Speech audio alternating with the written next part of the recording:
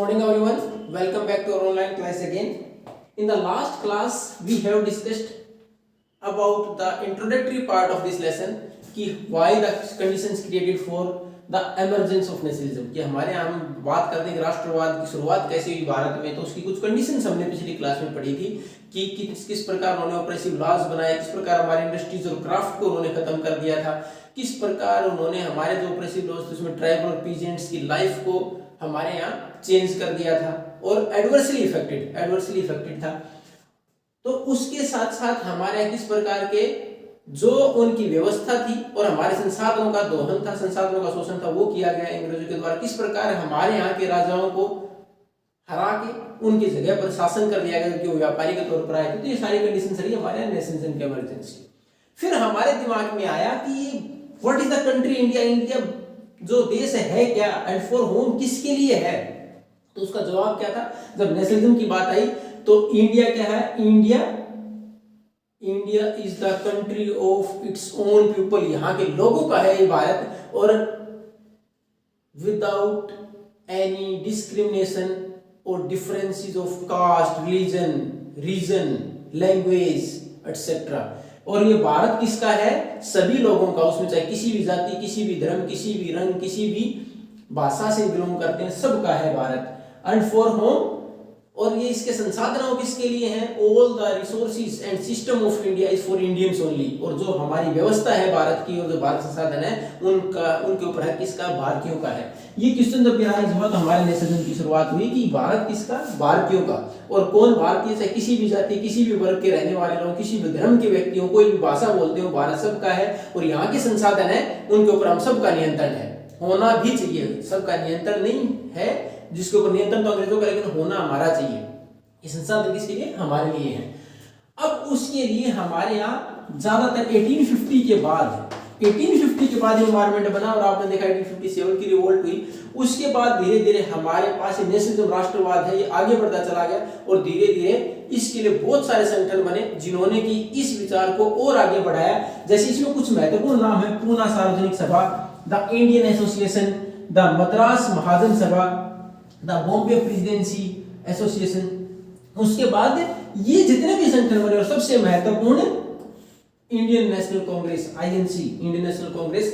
तो ये कुछ संगठन बनाए गए जिन्होंने कि ये प्रयास किया कि पूरे देश को एक रखते हुए आंदोलन चलाया जाए, जिससे कि हम ब्रिटिशर्स को यहां से बाहर कर पाए। तो ये कुछ संगठन बने, इसमें देखो सार्वजनिक, पहले से वर्ड सार्वजनिक का मतलब सबका।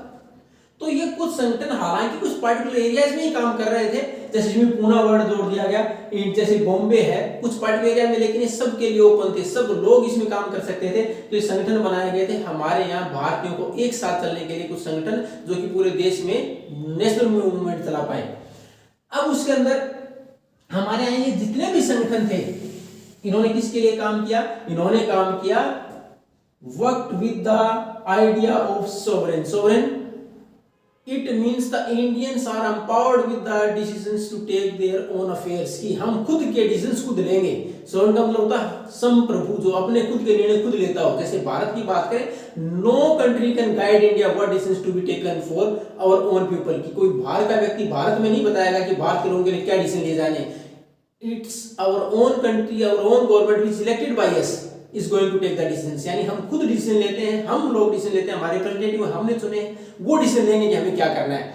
तो अल्टीमेटली किस आधार पर, जितने भी संगठन जिन्होंने किस आधार पर काम किया कि भारतीय लोगों को अधिकार है अपने डिसीजन खुद लेने का। अब उसके बाद ये ज्यादा हमारे पास 1850 से शुरुआत हो गई थी, लेकिन ज्यादा हमारे पास राष्ट्रवादी आंदोलन बढ़े कब, 1870s और 1880s के आसपास। और उसमें भी देखो कुछ एक्ट ऐसे बनाए गए। 1878 में एक आर्म्स एक्ट बनाया गया, एक आर्म्स एक्ट लागू किया गया भारत में, जिसके द्वारा no Indian can possess any arm और वेपन, कोई भी भारतीय कोई हथियार नहीं रख सकता था। उसी वर्ष 1878 में एक और एक्ट लगा, vernacular press act. Vernacular press act जो कि हमारी स्थानीय भाषाओं में न्यूज़पेपर छपते थे, लोगों को इंफॉर्मेशन प्रोवाइड करते, उनके ऊपर एक एक्ट लागू कर दिया गया कि whoever is going to criticize the British government or their policies, the action will be taken against them। तो एक कानून लागू कर दिया गया कि हमारे यहाँ ये ऐसे न्यूज़पेपर जो कि ब्रिटिश गवर्नमेंट के खिलाफ छापेंगे, उनके खिलाफ कार्रवाई होगी। Even their machines are confiscated, यहाँ तक कि उनकी मशीनें वगैरह जो न्यूज़पेपर की जो ऑफिस वगैरह उनको सीज कर दिया गया। तो इसकी वजह से भी हमारे यहाँ राष्ट्रवाद की भावनाएं ज्यादा बढ़ी। उसके बाद 1883 में एक एल्बर्ट बिल पास किया जाना था ब्रिटिश पार्लियामेंट के द्वारा। ये था क्या, इसके अंतर्गत ये दिया गया था कि एनी यूरोपियन कैन बी जज बाय द इंडियन जजेस आल्सो, कि किसी भी केस के अंदर कोई केस चलाया जाए उसमें भारतीय जज हो सकता है। अगर किसी यूरोपियन के खिलाफ भी केस चलता है, किसी ब्रिटिश के खिलाफ भी केस चलता है, तो उसकी सुनवाई भारतीय जज कर सकते हैं। ये किस लिए था, टू प्रोवाइड इक्वल अपॉर्चुनिटीज, कि सबको बराबर का अवसर मिलेगा, भारतीय और यूरोपियंस को। लेकिन यहां इस बिल का विरोध किया गया ब्रिटिश पार्लियामेंट में, उसके बाद इस बिल को लागू करने से रोक दिया गया। तो इसकी वजह से विरोध बढ़ा। जब हमें एक मौका दिया गया था बराबरी का, एक प्रस्ताव लाया गया था संसद के अंदर, उसको भी रोक दिया गया था। अब इसके लिए इस पहले से हमारे जरूरत थी कि एक बड़ा संगठन बनाया जाए, पूरे देश में काम करे।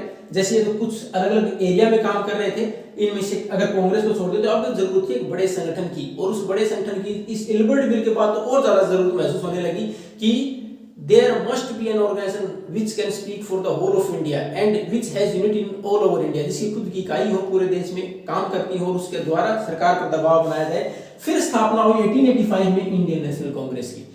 अब बड़े संगठन के तौर पर सबसे पहले भारतीय राष्ट्रीय कांग्रेस की स्थापना की गई 1885 में। महत्वपूर्ण लीडर की अगर बात करें शुरुआत में, तो दादा भाई नौरोजी थे, फिरोज शाह मेहता, बदरुद्दीन तैयब जी, WC बनर्जी, सुरेंद्र बनर्जी, ये इसके महत्वपूर्ण मेंबर रहे। और इनमें भी सबसे महत्वपूर्ण भूमिका जो निभाई, एक retired English officer was there, A.O. Hume, Allan Octavian Hume, उन्होंने महत्वपूर्ण भूमिका निभाई इन सब लोगों के एक साथ लेके आने के लिए। और 72 डेलीगेट्स, 72 भारतीय व्यक्ति इकट्ठे हुए। ज्यादातर कहां से बिलोंग करते थे, कलकत्ता और बॉम्बे प्रेसिडेंसी से बिलोंग करते थे उस टाइम पर जब कांग्रेस की स्थापना की। और बॉम्बे में ही स्थापना की गई थी 28 दिसंबर 1885 को कांग्रेस की।